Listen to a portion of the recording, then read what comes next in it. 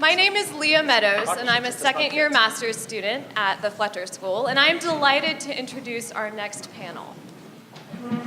It's focused on partnerships for a reason, because partnerships have the powerful potential to bring your business idea from being just a Word document on your MacBook to in the field and beyond to scale. But when partnerships go sour, they can be the bane of your existence. And so I'm really excited to hear from our panelists about how on earth do you manage complex partnerships. We are in the very capable hands of Ravi Chaturvedi, who is a research fellow at the Institute for Business in the Global Context.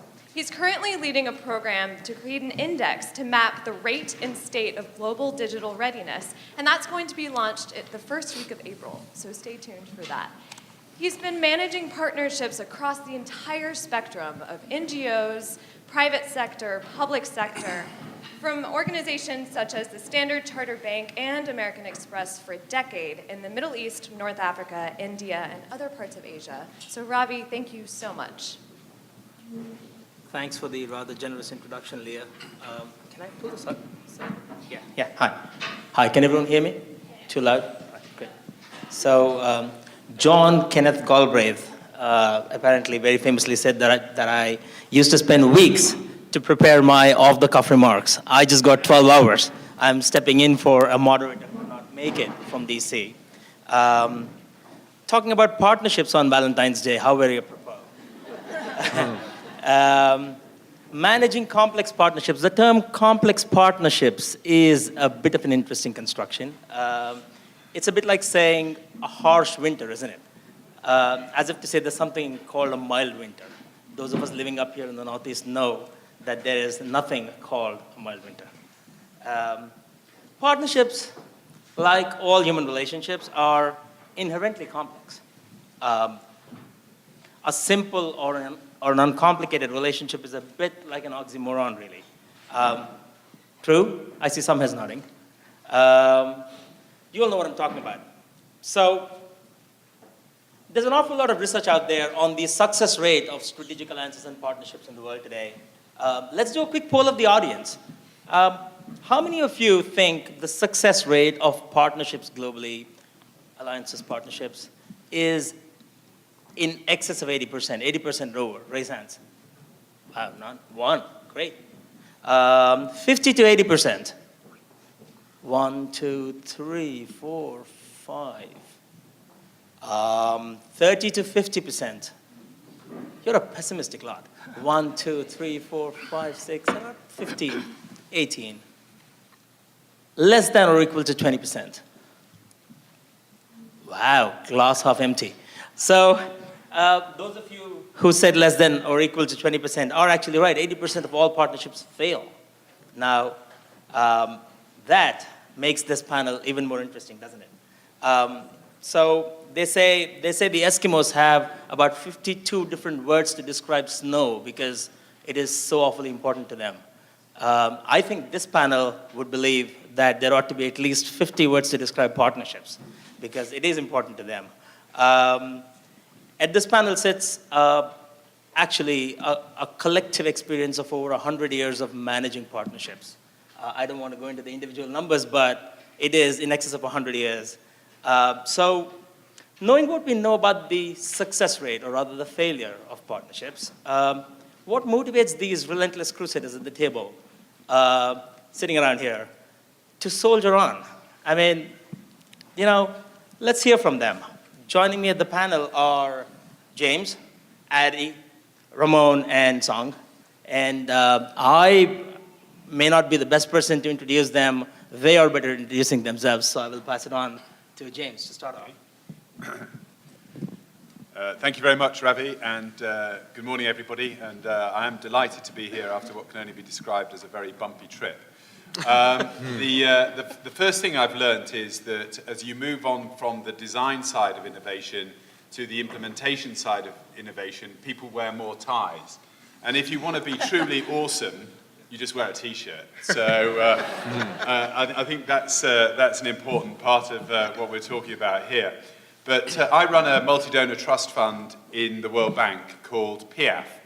And the second thing I've learned today is that we were right to change our description from the acronym that we have of Public-Private Infrastructure Advisory Facility, which I think you'll all agree is a mouthful, to our mission statement of enabling infrastructure investment. And we are responsible for building the institutional capability upstream for infrastructure investment, which often involves creating capacity in the low-income countries and fragile states so that they can start to think about the kind of objectives that they've got, how they align those objectives with the people that they're working with, and then how they implement partnerships that are going to enable those objectives to be met. And a lot of that is about very important infrastructure in poor countries that desperately need that to accelerate their growth and eradicate poverty. That's me, Adi. How do I follow that accent? So I would ask you guys to imagine for a minute a world where you have a giant mountain in front of you, and you need to climb that mountain, and you're really enthusiastic about doing it. And you get going, and things are going well, and then it gets a little bit harder, so you get somebody to help you. Maybe you get a Sherpa, you get some better equipment, and you are climbing and climbing and climbing, and you are going to achieve this goal because that is what your mission in life is. And you spend 10 years doing this, and you've got all these people cheering you on, and you've success, and you've reached this peak, and you've had multiple great days, and things are going really well, and you get there, and your fingers are on the edge, and you're like, I'm here, and you pull yourself up and over, and you go, oh crap, and there's a whole range beyond it. That's pretty much kind of what New Profit has come to the conclusion of over the last couple of years. We've been working for the last 15 years to scale really great social entrepreneurs in their organizations and have been very successful at it. But what we've realized in the last few years is we just scaled this amazing mountain and we got there and there's a whole mountain range beyond it. And what are we going to do about getting through that? And one of the answers, one of the key answers for us is actually partnerships. And this leads us hopefully to another question that we can discuss later as well, is partnerships versus aligned action versus collaboration. Are these things different? Are they the same? What makes them different? And how do you structure all of these different kind of components? So that's kind of what we're struggling with at New Profit at the moment. Nice to meet you, and I'm very happy because yesterday I was in New York in the storm and said, I can get to go to Boston, but I am here. I'm very happy. I'm from Mexico. I was an innovation director for the Minister of Economy, and we did a lot of things or change in Mexico about public policy. And obviously, for example, the partnership is a complex, and Mexico is a complex country. And we need to think different because we change the now called the Mexican moment. We did a lot of reforms and tax reforms, labor reform, also the energy reform.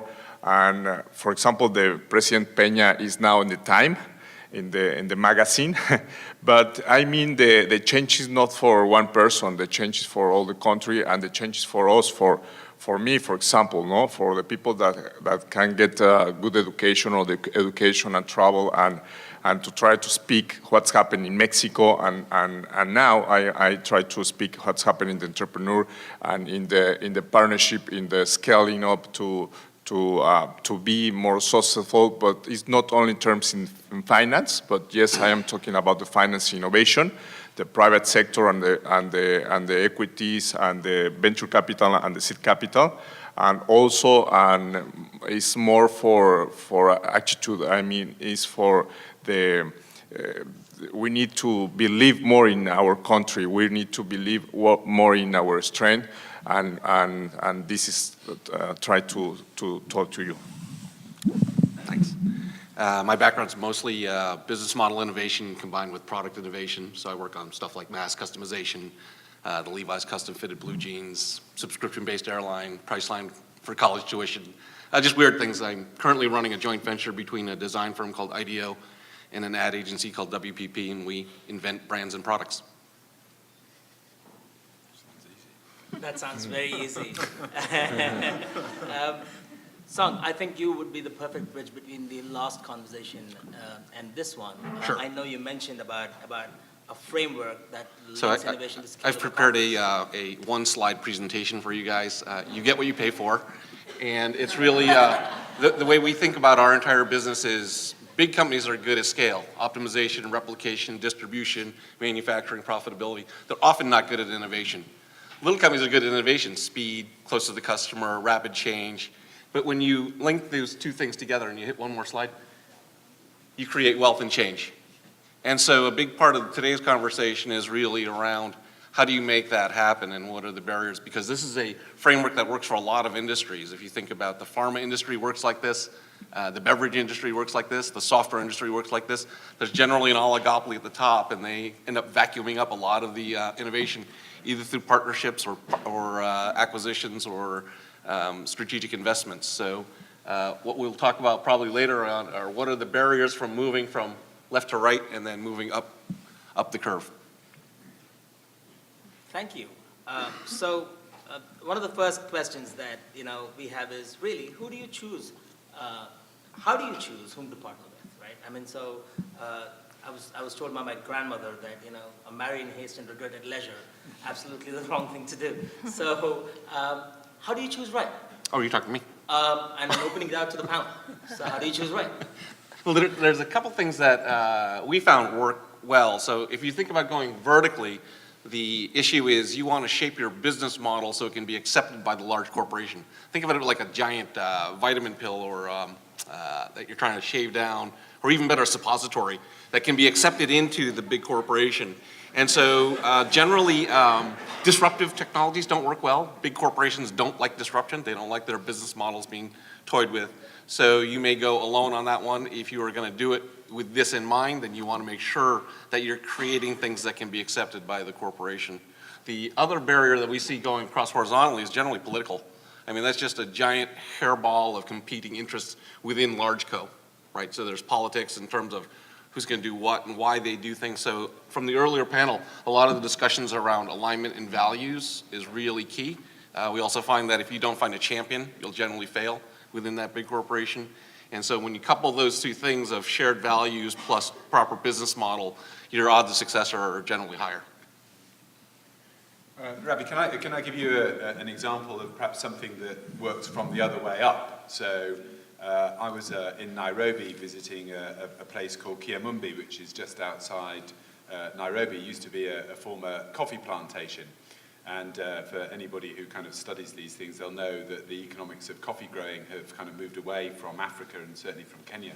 So this community of 800 smallholders was facing, a challenge around what do they do next. And they had a very enlightened sort of leader of the community, a chap called Leonard, who's really worth meeting. And his vision was to create water for all of the community. And this was coming from an environment where there was no water available, and he started to build a coalition between the international development community and the members of the community to create the roadmap to build this water treatment plant and water network within Kiamumbi. And he got some support from the World Bank and from a program called the Global Program for Output-Based Aid, which basically funds things when they've been done.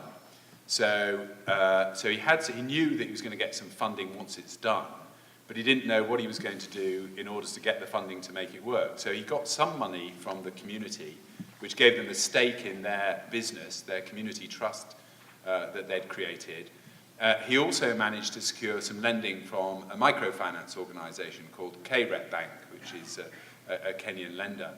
But they weren't prepared to take the whole risk on this, so they also brought in USAID to support it with a 50% guarantee of the money. So for basically 20% of the risk, the whole project had been financed with this KREP bank being involved. And it's a wonderful project, and it's 800 homes now have water, and it's a viable community and thriving.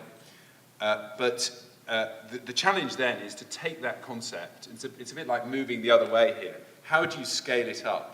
And the work that we'd done to build the framework to enable this initial project to be developed, we then started to roll out to a series of other projects across Kenya with the work of USAID, KREP Bank, and GPOBA. And now there's 40 of these projects, and it's now serving 250,000 homes in Kenya and providing water. So I think that's a really good example of where people have a need to do something, a common aim of providing that clean drinking water for people, and then an alignment of interest between the various stakeholders, and particularly the financial stakeholders, who are always such a key part of all of this. I would just say, based off of that, one thing that we've experienced at New Profit with our partners, and we have many different kinds of partners, is that, like you were saying, often they come in at the end, or they want to come in on the product or the finished idea or the concept, but oftentimes 80% of the hard work is concepting that, and actually ascertaining whether or not you can even do what you have this like rough idea of how you're going to create impact. So finding people who are willing to really be risk takers and, you know, kind of put some money down or put some capacity down around scoping projects out and seeing what is possible is a huge component that actually, in retrospect, as we've looked back at the last couple of years, we're saying, wow, you know, we really need to invest in this stage more and pull in resources instead of just our own New Profit staff capacity, pull those resources in earlier so that at the end we have it set up for better success. Setting up for success, that's interesting. In fact, going back to the Kia Mumbi example, Kia Mumbi and Cochabamba versus Cochabamba in Bolivia, the Bechtel episode, which is really the poster child of everything that is horrible and wrong. The Fletcher students in this group would know. They probably have read that case study. What a world of a contrast. I know, Addie, you mentioned a mantra at New Profit that you guys have, which is called, let me get this right, aligned action. Talk to us about aligned action. Yeah, so I wouldn't say it's so much a mantra as a description of, as I was saying earlier, what's a collaboration versus what's a partner versus what's an aligned action. So generally, I don't know, should I do 2 seconds on what New Profit is? Do people need that? Yeah, okay.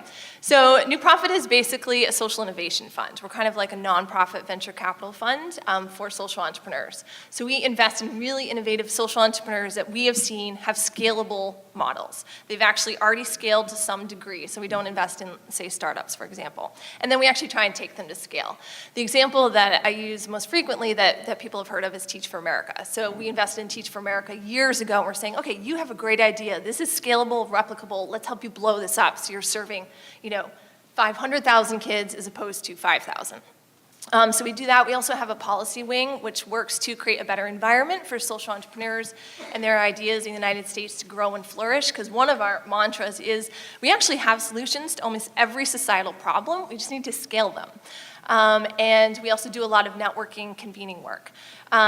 So within our portfolio, we provide large amounts of growth capital to organizations, often in the multi-million-dollar range, because we've said that this whole model that the nonprofit sector kind of employs in a lot of places where they have to scrap for 10,000 here, 50,000 there. That's not scalable when you're spending all of your time fundraising. So we're saying, here's a large chunk of growth capital, let's help you use it. And we actually provide them large amounts of strategic management help through a number of different means to actually help them grow and scale. So it's kind of two components, the strategy help and the funding. Over time, it's been a general fund, so people would give to New Profit, and then we would disperse it to economic and social justice issues. So basically education, workforce development, healthcare, poverty alleviation, and a smattering of a few others. In the last few years, we've kind of been shifting into exploring what we're calling domain model, where people are clustered around particular topics, so like early childhood education or learning disabilities and social emotional learning. And that's where this kind of nomenclature of aligned action has started to pull in, because we're pulling together funders, philanthropists, corporations, foundations, individuals who are passionate about that particular topic, along with social entrepreneurs who have some of the solutions to society's problems that they want to solve in that particular area. And so getting all of these kind of different aligned actors aligned around a particular goal is the role that New Profit is playing on one hand. We're also playing the traditional role of once we're actually investing in those social entrepreneurs, we're going to be doing our traditional portfolio support help. But that is a little bit different model, I think, than partnerships, where we have a large partnership with Deloitte, but they don't necessarily, they don't have any decision rights, whereas some of our aligned actors, they do. It's a completely different governance structure. They are key players in how that particular small domain is playing out and where it's going to go from here to there. So to me, and granted, I think I really started thinking about this yesterday, that's a different thing than a partnership. And it also might be a different thing than a collaboration, which is another word that people just throw around, and half the people are like, what does that mean? How does that play out at the end of the day? That's awesome to borrow from the previous panel. Adi, you use the all-important F word, funding. And let's talk about that for a little bit. Alexander Dumas very famously said, he who has a partner has a master, and the financiers are the masters of any innovation. I know, Ramon, you have an awful lot of experience on that aspect. Why don't you kick this off? Talk to us about funding. Yes, the problem is that we thought 3 years ago, 4 years ago, when I was in the government, and we have that problem that the scientific and research is not going to the innovation, is going to the academic, to make papers, because all the incentives is to do that. And the government spent a lot of money to research and to develop or try to develop science. But the problem is we don't have more Mexicans, products in innovation sense. And we did a public policy about the transfer technology offices or transfer knowledge offices in order to make a partnership between universities and the industry. Because the industry was a different language, the different think of way to do business than the universities. And now we built the knowledge transfer offices, and there are now 60. And at the beginning, we thought that maybe around 20, now 60. It's amazing. And Hassan, for example, do consulting, do all the strategics to do partnership and intellectual property, because also we are changed a lot for intellectual property in order to make the more regulations or more rule of law in that sense. And also the spin-off, spin-out. We try to make different incentives to the universities really do not the new company, but do all the technology and the transfer technology and all the research in order to have a specific company that's scaling up very quickly and grow up 25 or maybe 50% every year. And now it has results, that public policy. And I think in this new government, take all of these ideas and implement the new entrepreneur institution, give more money to the market. This is good, but now we are thinking about not only the money, it's about the new ideas and how to implement ideas. It's executive, the ideas. Because sometimes when you have a good idea and innovation, you need to implement and to go to the market and to go to make a good research and in order to sell, because it's about business, no? And we did that in order to have more partnership, and I think we improve in the web, in the competitiveness index, in that sense. Creating conditions for innovation to thrive and funding to flow. That's very well put. Song, how would then the private sector world take advantage of those conditions? We're talking about how these partnerships come together. So give us a perspective. Well, one thing I did want to ask, I did have a question, which was too much capital makes you sloppy. And so you're running this lean organization, and then new profit shows up, this bag of money drops in from the sky. How do you guys make sure that they don't waste that money? I'm sure they would like bags of money, but we're not talking tiny little organizations. Right. I mean, by the time they have received funding from us, they have gone through 6 months extreme due diligence Yeah. to make sure that they're appropriately ready for us. So, we only invest in, I don't even know exactly what the numbers are, but, something around 4 to 6 organizations a year. What's a typical investment? I think $1 million for 4 it's a years. It is a lot, but we through that 6 months of due diligence, we have determined that they're ready for that. And of course, we actually get a lot of great organizations that were like, you have something, you're not ready for us, but we're going to keep our eye on you. So come back, like stay engaged. And we've actually just very tentatively started like thinking about not doing anything necessarily with. Looking at maybe doing smaller investments in smaller organizations, because what we found through our one of our kind of domains that we had put together was that we had wished there was a more robust pipeline to choose from. And so we're grappling with, are we trying to scale organizations? Are we trying to create social impact? So if we're trying to create social impact, then we need to do what we need to do to get there. And if that is investing in this organization to scale it, then maybe we need to invest in the pipeline to get to that point. So we're still completely, playing with that. But yeah, the organizations are ready for. Cool, thanks. That's interesting. So we come to this all-important question of how Ramon's given us the government side of the equation. How do we get, and not always do people who are financing these projects and governments and the civil society have the same bottom line? So, and we go back to the aligned, I keep getting that word wrong, your mantra wrong.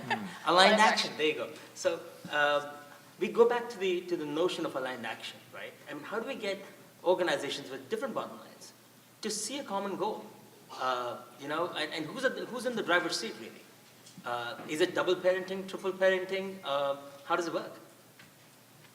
It's open to the panel. Yeah, let me pick that up on some work that we're doing in Myanmar, which is obviously a very fragile state just coming out of military rule and very backward. I mean, in many respects, and there's been a telecoms monopoly there for many, many years, and there's no mobile telephony. And I think everyone now knows the potential that mobile telephony provides, not only for growth, but also for innovation. I mean, what's going on in Africa through M-Pesa is extraordinary, really, in terms of enabling financial transactions to happen more quickly through the mobile phone.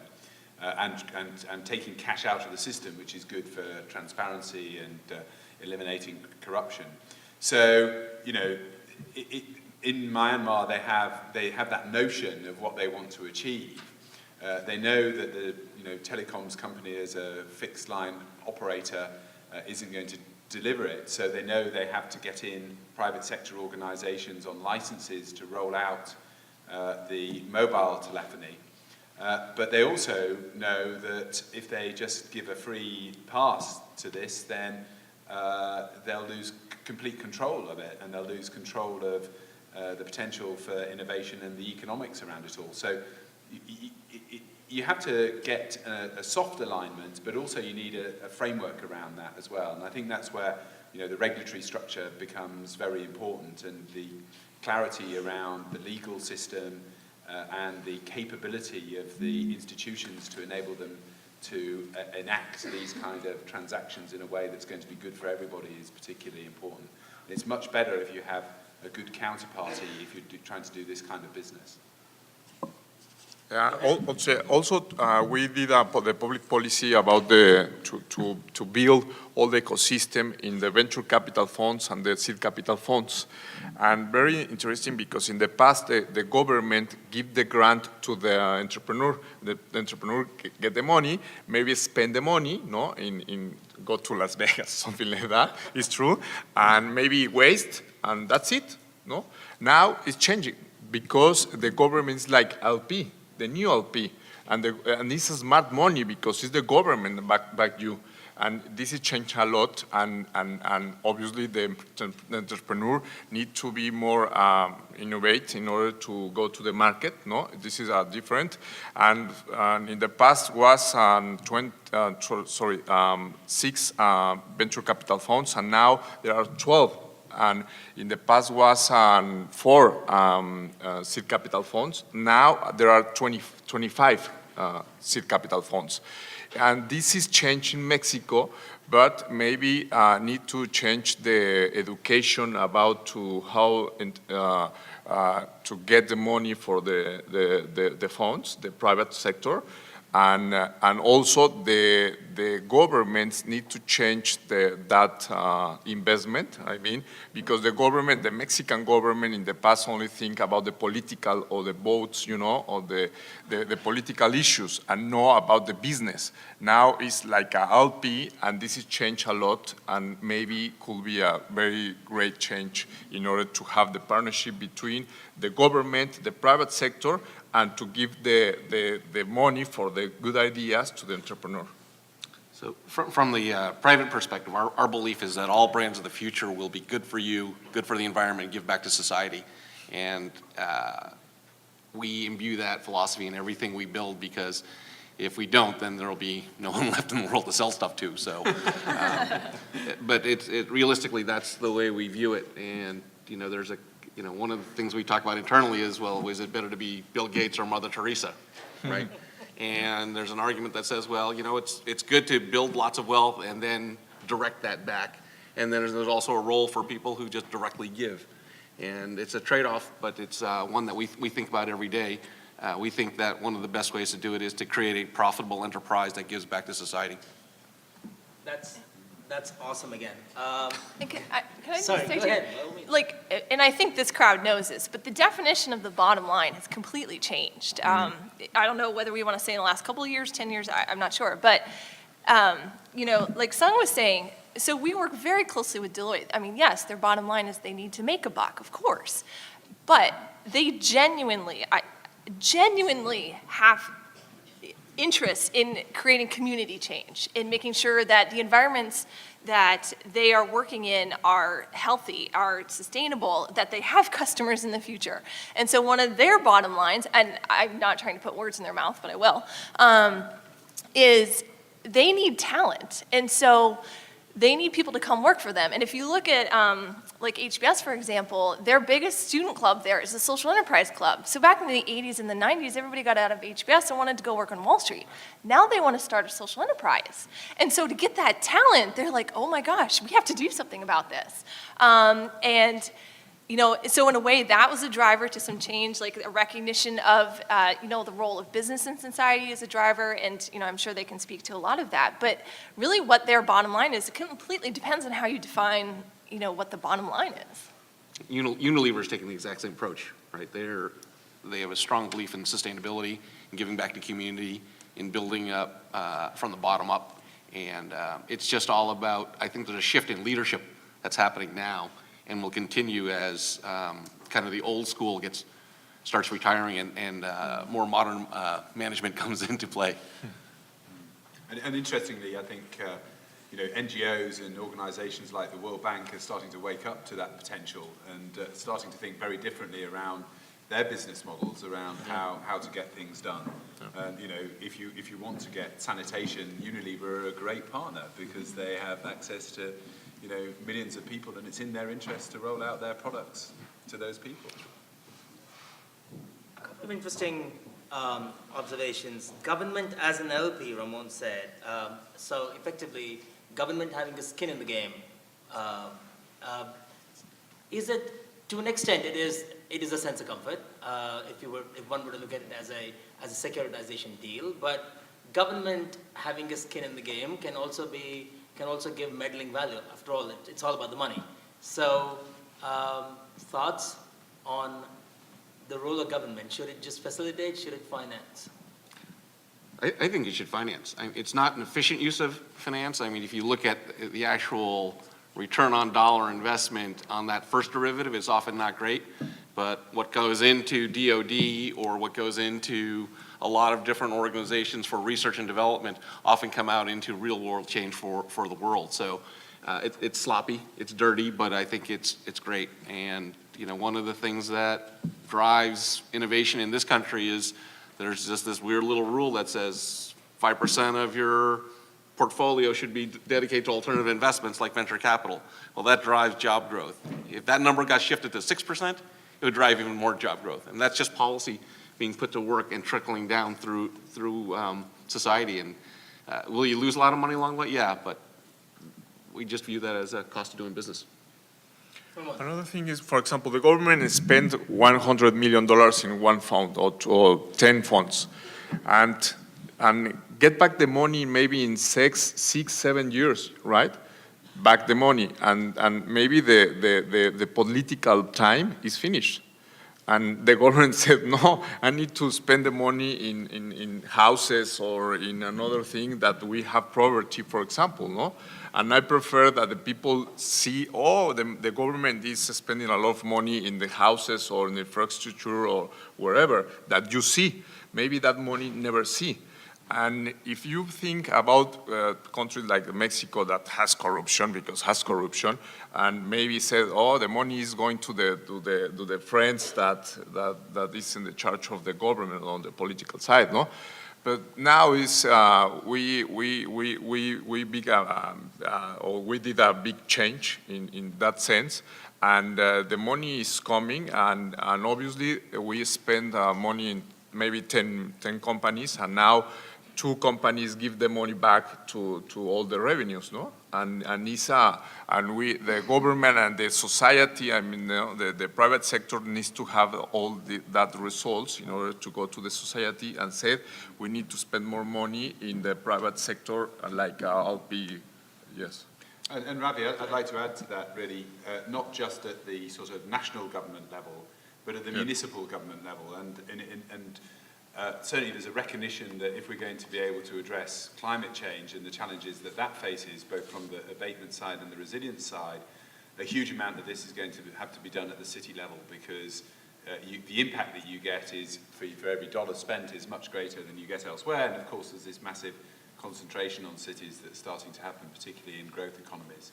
So I think the challenge to the question you raise is, how do you help the people who are raising the money establish their creditworthiness in a way that gives them access to local financial markets, which means that local investors are able to provide their capital in their local currency, which means that currency isn't flighting from those economies into the relatively low returns that come from the securer dollar-denominated investments.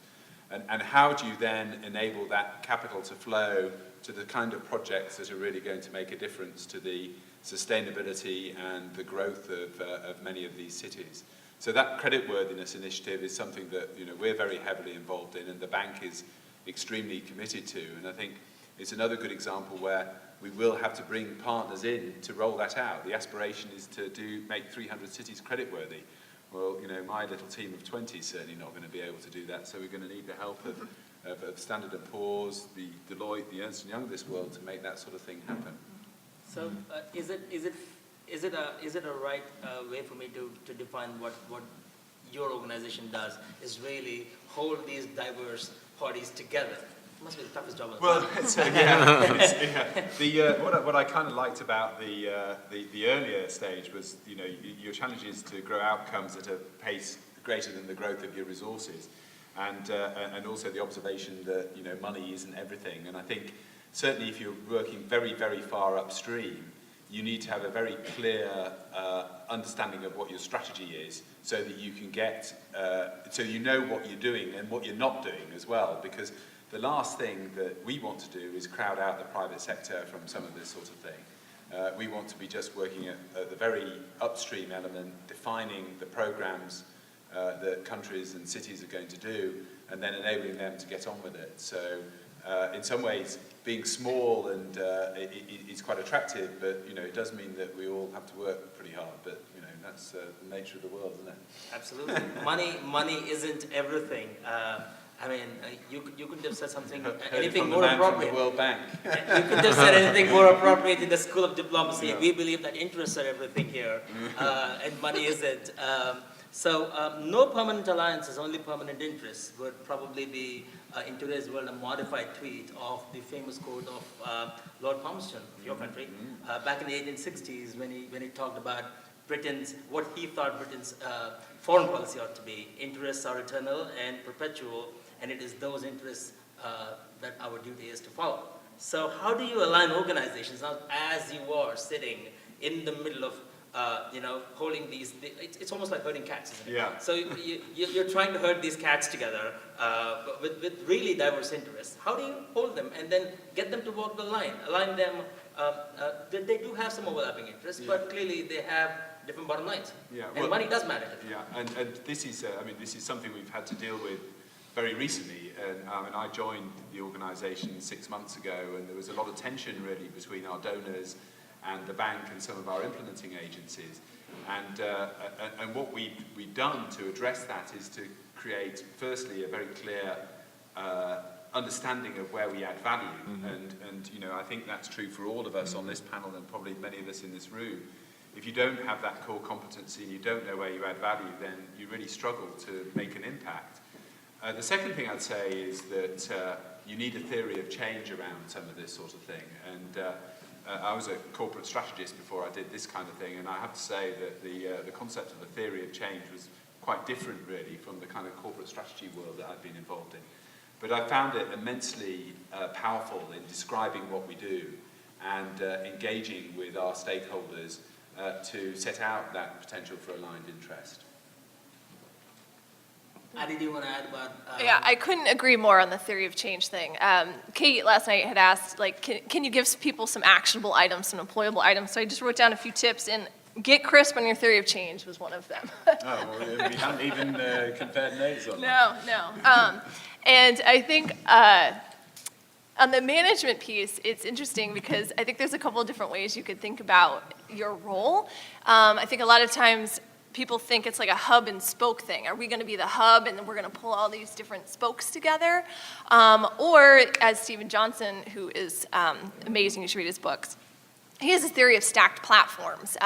Great ideas are stacked platforms. The light bulb wasn't just Edison going, bleh, I thought of the light bulb. It was all of these things that happened to lead to that moment.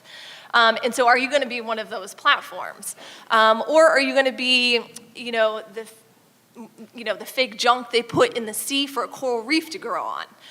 And that, I think, is probably more the model that New Profit has taken. We kind of think of our whole ecosystem, our community, as a coral reef, and we're doing what we can to foster the growth and health of that. I think it's going to evolve from, the old style 5-year Soviet central planning model to lean startup, and there will be opportunities to try new things, fail, try them again, fail, until you get them to work, and then you invest in what works. And you go to organizations like New Profit and say, we finally figured it out, but you haven't spent a bunch of money in order to get there. Great thoughts here. Stack platforms, theories of change, Soviet models to lean startups. Let's go back to this whole notion of partnerships and how complex they are, because we're trying to, in some sense, simplify the complexity of partnerships, right? Do cross-sectoral partnerships impede or promote scale was the big question that the team, that the organizers had. And I think it's an interesting thought to ponder on for a little bit. There's a size beyond which a group breaks down, and there are various numbers that float around for it. Is there, when it comes to partnerships, especially in the arena of social innovation, is it a big tent approach, more the merrier, or is it an optimal number? So let's talk about, do cross-sectoral partnerships matter, and what's the ideal number from experiences? 6. And I'm putting you on the spot. Yeah. I think the key thing is that makes it work is trusted chemistry. It doesn't matter the number of people. If we fundamentally don't trust you or you, then it's not going to work. If there's bad chemistry, it's probably not going to work. If there's good chemistry and there's good trust, then we'll work through it because we know it's going to take years and we know we're going to make mistakes. So I don't know if it's a question of numbers or metrics. It's a softer thing than that. And when we've had relationships with good trust and good chemistry, we've always made it work. And when we haven't, it almost always fails. I think the other thing, I'd agree with that, absolutely. The other thing I'd add is that in some ways partnerships is a state of mind. And, you know, you need to think about why you want to partner and who you want to partner with. And I think for a lot of people, you know, you get sort of sidelined or boxed in by your own strategy, you know, and that's where I think you've got to get the balance right between looking outside that and looking at the opportunity that comes from partnering with people, but also maintaining the focus that means that you don't chase a load of hares that you're never really going to get anything good to come out of. Partnerships are a state of, sorry. Maybe I'm thinking about the partnership is maybe, for example, in Mexico, we think that partnership is forever, for all the life. and it's not, I mean, it's good to think your partnership is maybe in the early stage, no? Maybe when you are in seed capital, no, in the part of this stage, and if you want to go to another step to get better exit to venture capital, maybe you need to think bigger, you know, to make a different partnership in a different way, and the entrepreneur needs to think about it. And I would say from a nonprofit standpoint, I'm not sure this would hold true in the private sector, but cross-sectoral partnerships are, in a way, I would almost say mandatory. We do an annual convening every year of all of our social entrepreneurs and some of the country's leading philanthropists, thought leaders, et cetera. And in the mid-2000s, David Gergen was at one of them, and he stood up and he's like, you guys are all amazing. Like, you're all doing wonderful things. You've had dramatic impact. This is fantastic. Applaud. However, you're really not going to get to that next step, which in retrospect is the range, not the mountain. He's like, if you don't engage with the federal government. Period, end of story. If you look at everything the Gates Foundation has ever spent on education funding, which is some insane number, it wouldn't even fund the Massachusetts education system for 6 months. So it's not just dollars, it's also to go to the funding and the facilitation question. I actually think it's both. The government can have a dramatic effect playing both roles. If you look at the Social Innovation Fund here in the United States, it's actually, was passed in 2009-10, and it was $350 million appropriation by the government to fund the Social Innovation Fund, and they were going to give funds to intermediaries to grow and scale organizations, so to give money to places like New Profit. Well, that's the funding, but really they had to facilitate that as well. And granted, you know, we lobbied them hard to do that, and we worked with them, you know, over years to get them to a point, but they have to pull that together. And then they also maintain the extension of that 5-year funding. So it's not just, here's some money, have a good time. They're really working year over year over year to facilitate that, to improve it. And it's a great funding model as well, because for every dollar they give to an intermediary, we have to match that with $1. And most of those dollars have come from foundations and corporations. And then for those $2 that we give out, the recipient has to match it with $2. So you're getting a 1-to-4 leverage mechanism that is really a funding scenario facilitated by the government, and it's pretty powerful. So partnerships are a state of mind, James. That quote stayed with me. And my thoughts went to the very famous, or rather infamous, Enron debacle in India, in Dabhol. And the civil society pushed back and said, it's not a state of mind, we do mind, go away. Let's before we make a segue into the next section, which will be very exciting, let's talk about the sort of building blocks when we talk about decomplexifying these complex partnerships. One would be identifying the right partners, second would be bringing a sense of alignment and a buy-in, and third would be implementation. in terms of time allotted, how much time would you, when you structure partnerships, how much time would you allot to each of these 3 stages? And if I did miss any stages, please feel free to bold them on.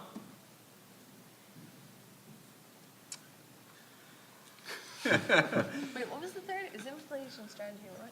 Identification, Identification, alignment, okay. getting a buy-in, and then implementation. Yeah, I think part of the implementation is the kind of trialing of this as well, and I guess a lot of it isn't a linear process. I don't think. I think it's a very iterative process, and I think that goes to the building trust thing. And certainly, in my experience coming to the international development world, where I hadn't worked a huge amount before, you have to build trust on both sides. You have to understand who are going to be good partners and who are going to be less good partners. And what we look to do is to test people out a little bit. So, you give them a bit of work and you see whether or not you've got an aligned interest and you're working together well. And if you do, then you think about how you're going to scale it up and take it to the next level. And I think, that's a really kind of powerful way of experimenting with partnerships and making them work. And then, with a view to making them sustainable and indeed, dissolvable. When the partnership is no longer in everybody's interests, then, you can go your ways and have had a superb experience. But you have to do that, I think, sometimes. We call it the 10-call rule. So you can't get Procter & Gamble to do anything unless you visit them at least 10 times. So we should start off and it doesn't matter whether the meetings are useful or not. You just have to go through the work of meeting with them 10 times before 10 times rule, you said? Yeah, it's the 10-visit rule before we actually get anywhere. 10 You guys Yeah. are obviously better than me at that. Right. 20 for me, at Well, P&G is 16 guys that can say yes and 50,000 guys that can say no. So you have to kind of work your way through that. There you go. I can almost feel Twitter going along with 2 of those words. Partnerships are an iterative process, not linear. And the 10 visible rule. 10 visible or you're invisible.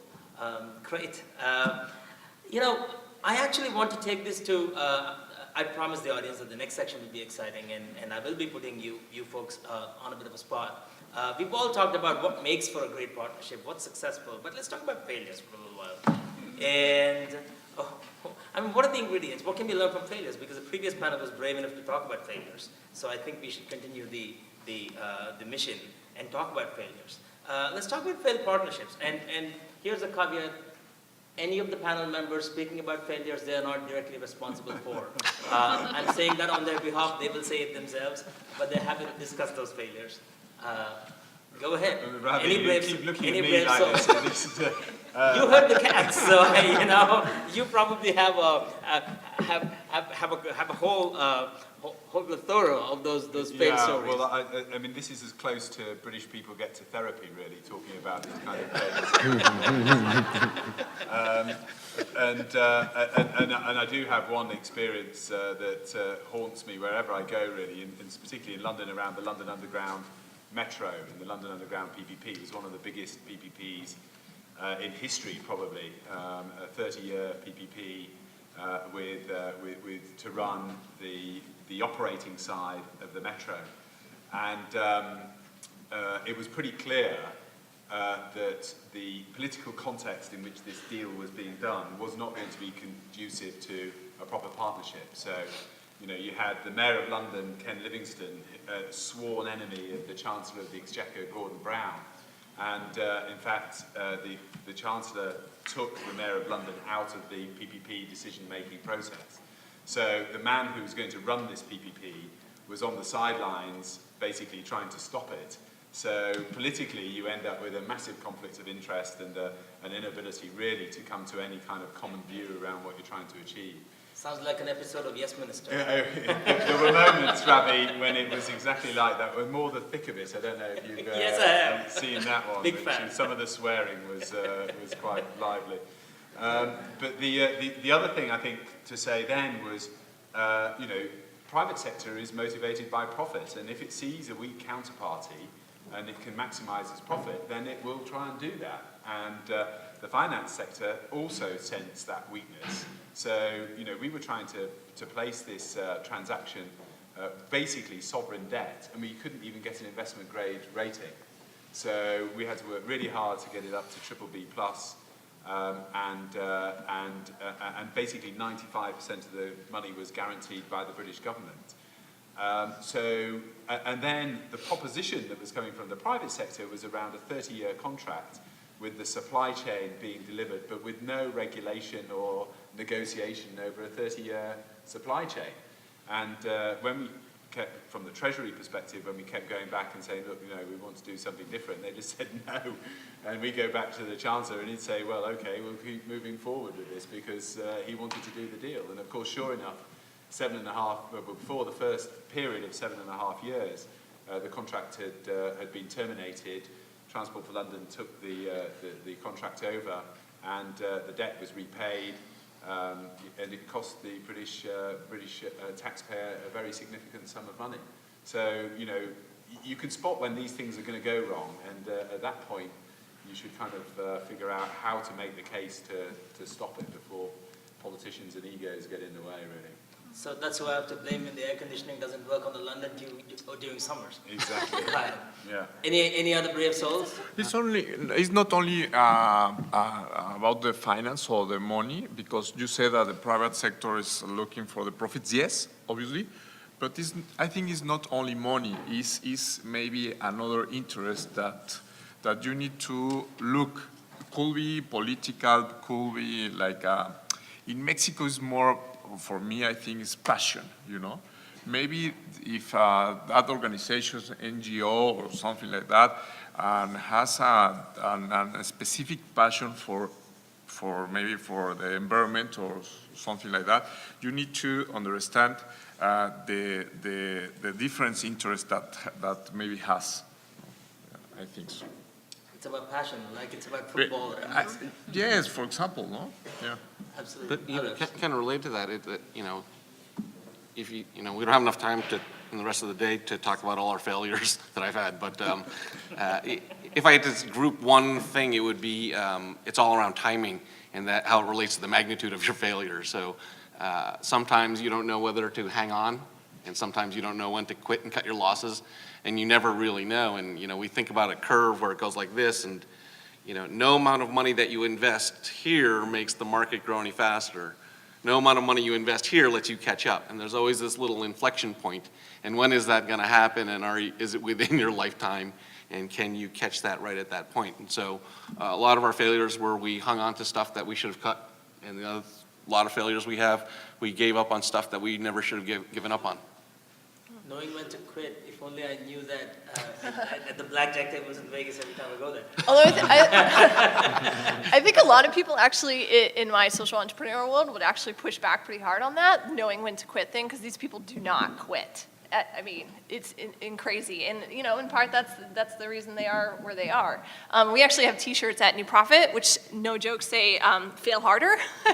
And we really embrace that as a mantra for our work. And actually, so we've only engaged in a couple very formal partnerships, and they've gone very well. And so actually I will say one of my personal failures was, so we created a new partnership with Deloitte in this past year. And we had a partnership with the Monitor Group, which is a consulting firm, for 13, 14 years before that. And so one of my failures was that I had to learn how different Deloitte was from Monitor. At Monitor, we knew them for so long and so deeply, and we were co-located in their space. It was a very different thing, and we could walk by somebody and just talk about something. We could fling an idea out at a board meeting, and these people knew us so well and were so comfortable and trusted us so much that, as I put it, they could just kind of grab the edges of idea and just trust the driver, and we'd fling them around everywhere because they just knew they were going to be safe. It was going to be okay. But Deloitte's not like that, and they shouldn't be because they don't know us as well. Now we've known them for years as opposed to 13. They're 200,000 people as opposed to 1,000. They are at the core of their services completely different than a consulting firm. And so there's a lot of advantages to that, and it's not a bad thing. It was just different. And so I think I'm such a trusting person, and I had just assumed, I'm going to kind of treat them the same as I treated Monitor. And hey, how about this crazy idea? Let's do it. And they're like, where's the spreadsheet? And I'm like, oh, no, that's not how we work. And so my failure was not picking up on that faster, but I think I have now, and it's, you know, tended to readjust myself to the new environment. You are a trusting person. I mean, had I not known that you went to Fletcher, I would have concluded you went to Fletcher. Sorry, Sang, you were saying. Oh, do you guys have questions? I mean, we're just up here blathering away. That was the next segue. So please identify yourselves and briefly and ask a brief question. Hi, I'm Vikas, and I'm the partnership manager for GAIN, which is the Global Alliance for Improved Nutrition. And I manage a business accelerator platform as well as an investment fund for companies along the agriculture value chain in Africa. The question is for James and for Addie. In your experience in essentially, providing technical assistance to your investees or your, partners or grantees, what has been the, how have you really leveraged partnerships, whether through industry consortiums or whether through, consultants or maybe, Deloitte or Monitor in that case? What has been your experience or key learnings with those partnerships in delivering TA? Yeah, I mean, that's a great question, and I have to say, one that we grapple with. So we're basically providing, our charter means that 70% of our funding has to be used given to third parties to implement what we do. So, we have to, nearly everything we have to hand over to somebody else to do, which you would have thought would be a great opportunity to partner, but actually the challenge around a partnership means that, if every time you go through public procurement, you run the risk of not becoming the partner of choice, you're unlikely to be a partner. It's like, infidelity, really. So the challenge within the world that we're involved in is how to create a framework where you can have that kind of approach to delivering technical assistance. And we're great with some of the individuals we do it with, because they're actually easier to procure. But when it comes to firms, it's much harder to do it with them. And what I'm trying to encouraging is, co-creating the terms of reference. What is it that we're trying to do together?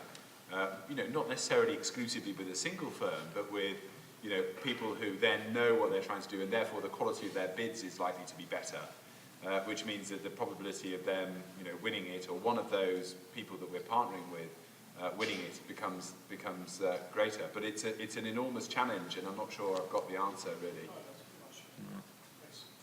I would say one of my key learnings is to deeply, deeply, deeply understand what your partner does, and what their goals are and how they get from A to B. So, we're actually building out a partnership right now with a private equity firm, and I didn't go to business school, and so I was kind of lost as to, well, what does that guy do sitting at his desk all day? I know what private equity is. I know what they do in concept. I get all of that. But help me help you. And so to really deeply work with the people to understand where are their strengths and weaknesses, what do they do, and vice versa, that they actually understand us. Because a lot of times organizations will come in and be like, oh, we'll help you, we'll do this, we got this, and then they get in and they're like, oh, this is a lot harder than we thought. This whole nonprofit stuff is not actually easy. And so to really get to know each other very, very closely. Anybody else want to add thoughts? Well, I'm thinking, for example, when you are in early stage, you need to be a mentor. I mean, it's not a finance issue. It's more relation with the entrepreneur. Is different. If you are in private equity fund, it's more finance and more technical. No, it's obviously is go to market or go to the stocks or IPO, but it's different. It depends of the stage that you are in the entrepreneur ecosystem. Yeah. Thank you. Other questions? My name is Laura Schulman, and I'm with Dana-Farber Cancer Institute. I'm kind of coming at this from a slightly different angle, but something that Mr. Park, I think, said earlier about program champions really stuck with me. And I was wondering more if you could speak a little bit more about how to get people to champion your program and really how to capitalize on that? If you kind of think about it, you're going to end up talking to a room full of people, and there will be your economic buyer, there will be what I call your technical screen. This is the person that makes sure everything works. There's all the people, the users and influencers of the project and whose lives you affect day to day. And you basically have to, out of that group, find someone who's going to take a career risk and say, you know what, I'm going to bet on this new idea, and I'm going to risk my career and bring it through the day-to-day politics of that organization when you're not there to sell it. And so whenever we found a great champion, we've had great success. And whenever we've had a weak champion, we've always flopped. And at the first sign of failure, they just took off and ran. Should we ask other questions? I see a bunch of raised hands. Thank you. My name is Christina Falma, and I'm currently a second-year student at the Fletcher School. I have a question and this kind of actually bridges the last panel. You know, we were talking about scaling up, and it seems like this discussion is mostly about scaling across as well. And, you know, I have a lot of, have some experience working in the nonprofit sector, and a lot of, what I've come across is this battle between scaling up or scaling across, and I think there's a lot of pride and ownership with your program that you think, okay, I'm going to scale up. But I've noticed increasingly that there's this push to try to encourage collaboration and to scale across. So I'd like to know the panelists' view on, trying to figure out, do you scale up or do you scale across? Thank you. Well, for me, hopefully across leads to up. I mean, I'd go back to the example around creditworthiness. We know what we can do and what we can't do, and the sooner the private sector picks this up, or other types of institutions, the better. We have, we're in it for impact, and there is a definite desire not to replicate what's already there. So if somebody else can pick it up and do it, that's great, as far as we're concerned.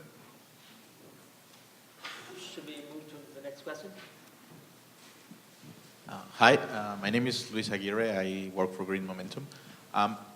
The question I have is something that I struggle with all the time. I mean, in everything in life, I think if you don't find the balance, things tend to break.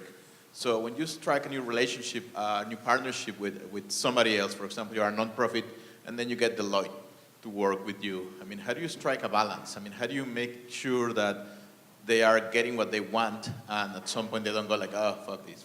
Sorry. Screw this, I'm not going to work with these guys. I mean, how do you get that balance, obviously, for you? Striking a balance, interesting question. Open to the panel. I don't think it's a trade-off. I think it's what you said, which is understanding their needs and then making sure there's chemistry there. I don't think it's one or the other. Yeah, I would completely agree. So when we were scoping out partnership with Deloitte, and we're literally asking, like, what do you want? What do you need? Like, why are you doing this? And, we can make our pitch as to why you should do this. And in hearing their answers, it was kind of like, check, check, check, we can do that. This is not outside of our theory of change. It's not outside of our strategic plan in a way. So, of course, I don't think you necessarily want to go with partnership for the sake of a partnership. You need to be strategic about the choices you make, but it's exactly that. There aren't really that many trade-offs. Well, for example, you need to go to the basic. What do you mean? What I mean, the basic is maybe to the definitions. No, sometimes I said in social innovation or scaling up or wherever startup. And what does mean startup for you? What does mean innovation, social innovation for you? No, and maybe is to make the balances with the communication to go together. Together, I mean, is like a partnership, no? And to understand what does mean partnership. I think so. Ask the EU, they're trying to figure that out. Other questions? I see one raised hand here. Two, actually. Hello, my name is Katrina Canyon. I'm a Master of Art in Law and Diplomacy student here at Fletcher. It's my first year. And my question has to do with big companies and little companies, in particular to partnerships and acquisitions. Oftentimes, you'll see like the larger company coming in and trying to change the complete atmosphere of the smaller company. And I find that when that happens, you have like a lot of employee dissatisfaction. And I was wondering, what would be the reasoning for a large company to do that? And do they profit in doing so? It's a Deloitte Monitor question. I see that coming. Well, I mean, if you're asking from like a Deloitte Monitor perspective, so basically Deloitte Consulting acquired Monitor. And I'm not, personally involved in that. I know a ton of people that work at Monitor, and I actually have friends that work at Deloitte as well. And I think there was a lot of value add for Deloitte to acquire Monitor, because it's a very reputable firm as far as what it does, especially around the world. And so they were getting a lot of payout for that. There's a lot of benefit to them. As far as I've heard from both people at Monitor and Deloitte, or Monitor Deloitte, what do you want to call them? It's gone very well. Pretty much everybody seems to be very happy, well integrated, but I also know they put a ton of effort into that process. They didn't just be like, oh, here's your badge, you're now a Deloitte employee. They put loads and loads There's of effort. companies that do acquisitions well, like Google does acquisitions well, GE Finance does acquisitions well, Cisco does an acquisition well. They integrate you into the mainstream of the company.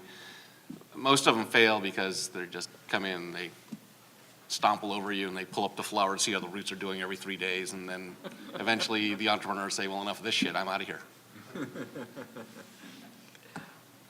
Another question. I think we have time for one more question, if there is any. I see one raised hand. I see one more. We'll probably take two and close. So go ahead. Thanks so much. My name's Stacy. I'm a second-year MBA student at Boston University. I'm most recently from New Orleans, and so I'm always thinking about how I can bring this stuff back to New Orleans. And I'm always thinking about social innovation and how much fun it is to get together with a group of people like this and talk about these things.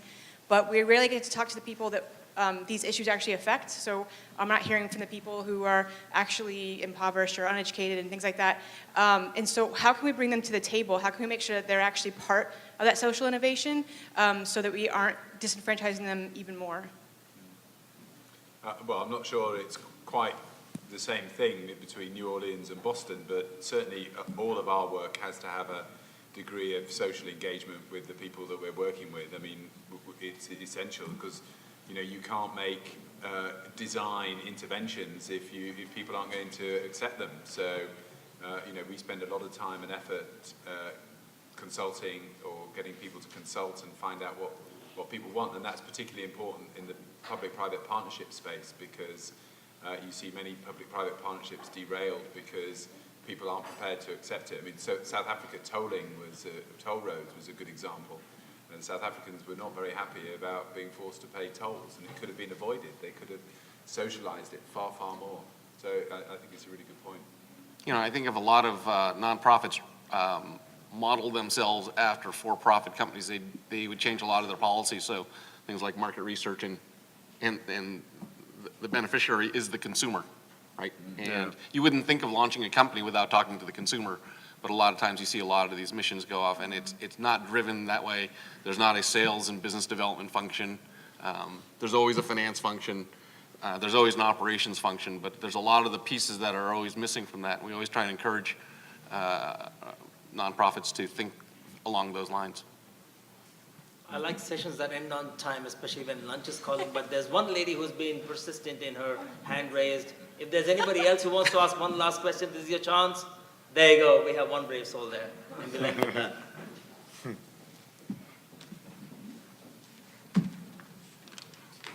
starving. I know. I'm almost there.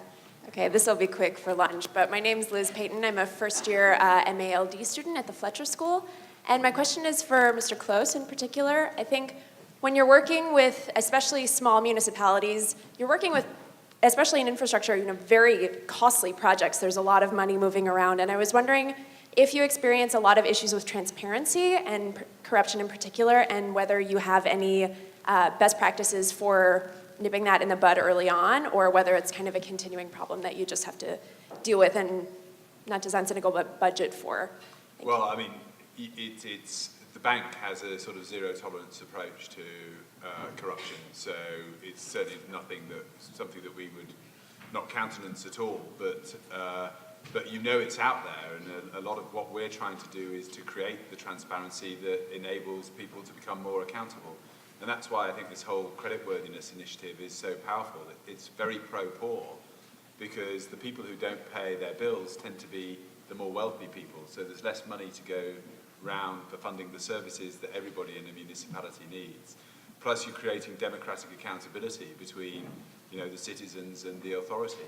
And, I understand the problems and the challenges, but we've got a fantastic example in Kampala about a team of in the city there who are working phenomenally hard to improve the transparency and the way in which they do business.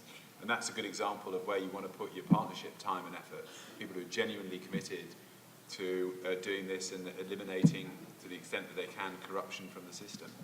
Absolutely. Any other closing thoughts from other members? All right, we won't come in between you and your lunch. Thank you very much. That brings this session to a close. Doesn't count as corruption. Thank you. Yes, it does.